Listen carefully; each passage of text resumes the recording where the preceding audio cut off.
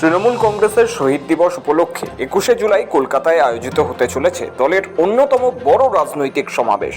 প্রতিবারের মতো এবারও এই সমাবেশে যোগ দিতে উত্তরবঙ্গ, দক্ষিণবঙ্গ সহ রাজ্যের বিভিন্ন প্রান্ত থেকে তৃণমূল কর্মী সমর্থকেরা কলকাতায় আসছেন।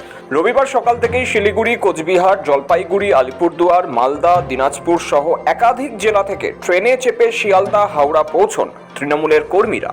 শনিবারই দেখা গিয়েছিল মালদা ও মুর্শিদাবাদ এই দুই জেলার তৃণমূল কংগ্রেস কর্মীরা থাকছেন কসবার গীতাঞ্জলি স্টেডিয়ামে। 25,000 তৃণমূল কংগ্রেস কর্মীদের থাকা সহ অন্যান্য ব্যবস্থা করা হয়েছে স্টেডিয়ামের দুটো ফ্লোরে। এছাড়াও বিশাল হ্যাঙ্গারের ব্যবস্থা করা হয়েছে মাঠ জুড়ে। স্টেডিয়ামের দুটি গেট দিয়ে তৃণমূল কংগ্রেস কর্মীরা স্টেডিয়ামে ঢুকছেন। দুটি মেডিকেল ক্যাম্প সহ অ্যাম্বুলেন্স থাকছে। কর্মী সমর্থকদের খাবারের ব্যবস্থাও করেছে তৃণমূল কংগ্রেস। এদিকে একই ছবি দেখা গেল নেতাজি ইনডোর স্টেডিয়ামেও।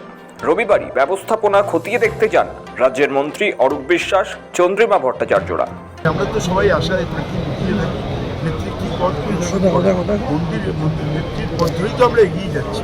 নেত্রী সেদিকে যে বার্তা 26-এর লড়াইয়ের বার্তা পাবেন, করেই আমরা এগিয়ে যাব। এদিকে সেন্ট্রাল পার্কে কোচবিহার থেকে আসা তৃণমূল কর্মীদের সঙ্গে দেখা করেন তৃণমূল নেতা পার্থ প্রতিম রায়। হাওড়া স্টেশনে ভিড় জমাতে শুরু করেছেন হাজার হাজার মানুষ, বিশেষ করে উত্তরবঙ্গের বিভিন্ন জেলা থেকে আগত কর্মীরা। তাদের থাকার ও খাওয়ার জন্য হাওড়া জেলার শ্যাম গার্ডেনে প্রায় 20,000 মানুষের উপযুক্ত বন্দোবস্ত করা হয়েছে। প্রায় 20,000-এর মতো অ্যারেঞ্জমেন্ট করা হয়েছে। এটা আমাদের দায়িত্ব, এটা হাওড়ার দায়িত্ব। ট্রেন থেকে নেমে কোনো তৃণমূল কর্মী অসুস্থ হয়ে পড়লে তার চিকিৎসার জন্য হাওড়া স্টেশনের ভেতরে এবং বাইরে স্বাস্থ্য শিবিরের ব্যবস্থা করা হয়েছে। প্রোগ্রেসিভ ডাক্তার অ্যাসোসিয়েশনের পক্ষ থেকে এই স্বাস্থ্য শিবিরের আয়োজন করা হয়। রবিবার সেই প্রস্তুতি পরিদর্শনে পৌঁছে যান তৃণমূল নেত্রী শশী পাজা। এই বছরের প্রথমবার প্রোগ্রেসিভ হেলথ অ্যাসোসিয়েশন গঠন যেটা হয়েছে জানুয়ারি 2025 সালে, মমতা বন্দ্যোপাধ্যায় এই সংগঠনটাকে তৈরি করেছেন স্বাস্থ্যকর্মীদের। এইবারে প্রথমবার আমরা সুযোগ পেলাম 21শে জুলাইতে বিভিন্ন স্বাস্থ্য শিবিরগুলোতে আমাদের সদস্যবৃন্দ প্রত্যেকে বসছেন। এর মধ্যে মডার্ন মেডিসিন ডক্টরস আছে, আয়ুর্বেদ ডক্টরস আছে, হোমিওপ্যাথি ডক্টরস আছে। প্রতিটি ক্যাম্পে পর্যাপ্ত নিরাপত্তা ও চিকিৎসার ব্যবস্থা রাখা হয়েছে। এবার ধর্মতলার সভা থেকে 2026 সালের বিধানসভা নির্বাচনের আগে মুখ্যমন্ত্রী মমতা বন্দ্যোপাধ্যায় গুরুত্বপূর্ণ বার্তা দেবেন, যার দিকে তাকিয়ে গোটা রাজ্য।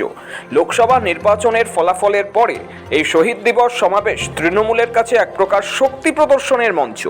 21শে জুলাই শুধুমাত্র একটি রাজনৈতিক সমাবেশ নয়, বরং এটি রাজ্যের শাসক দলের জন্য এক গুরুত্বপূর্ণ পরীক্ষার দিন, যেখানে তাদের সাংগঠনিক দক্ষতা, জনসংযোগ এবং ভবিষ্যৎ কৌশলের ঝলক স্পষ্ট হবে। ব্যুরো রিপোর্ট, সময়, কলকাতা।